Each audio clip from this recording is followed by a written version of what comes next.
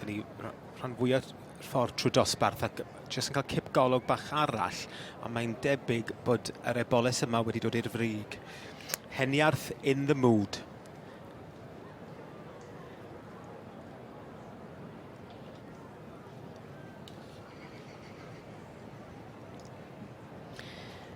Dyna ni'r prif gylch ein cartre ni am yr wythnos.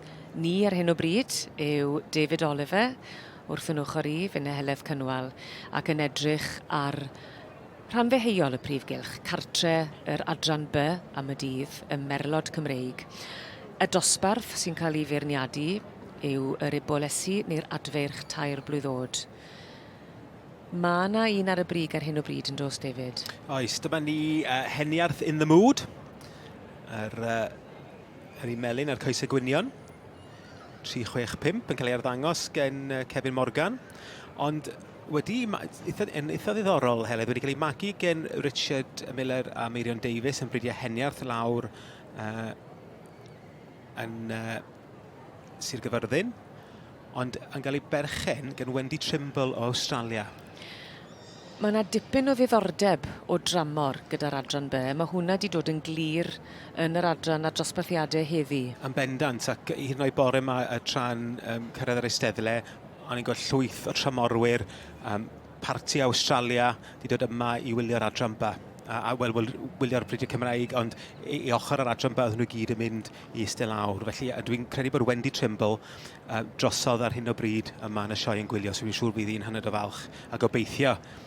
Dyma fydd y canlyniad terfynol yn y dosbarth yma. Heniarth in the mood. O'r march, Twrfeil Houston ar gaseg heniarth Toodaloo. Twrfeil Houston wedi cael ei magu gen Wendy Trimble a wedi cael ei mewnforio gen Richard a Meirion fel soclyn ifanc.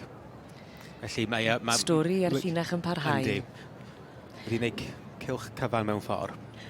Margaret Edwards yn y gwyrdd sy'n beirniadu yr adran B heddi. O frydfa newydd. I'r rhieni wedi dechrau y frydfa dros 60 mlynedd yn ôl ar fferm fach y tu fas i lan newydd. A Margaret ei hun yn beirniadu heddi a wy'n credu bod yna ganlyniad ar y ffordd. Mae'r het i ffwrdd. Felly mi fydden nhw yn dal gafel ar y safle cynta yna. Heniarth in the mood. Kevin Morgan yn derbyn y rhosglwm ar rhan Wendy Trimble, y perchenog o Australia.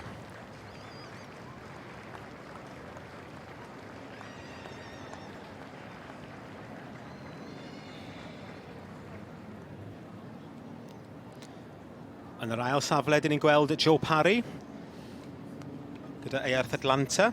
Wrth yma'r Chrosan Adonis ac allan o'r gaseg Earth Titania.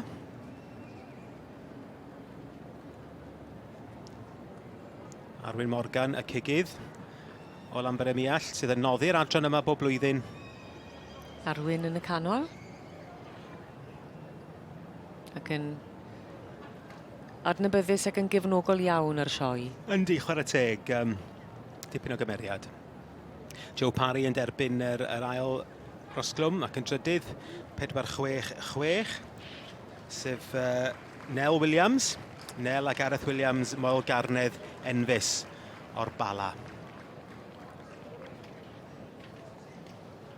Ond Kevin Morgan sy'n dangos heddi ar ran brydfa heniarth.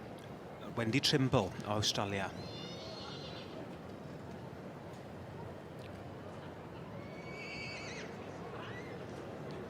Mae gyda ni ganlyniad yn dosbarth 36 yn yr Eboles Tair yn yr adran Merlod Cymreig.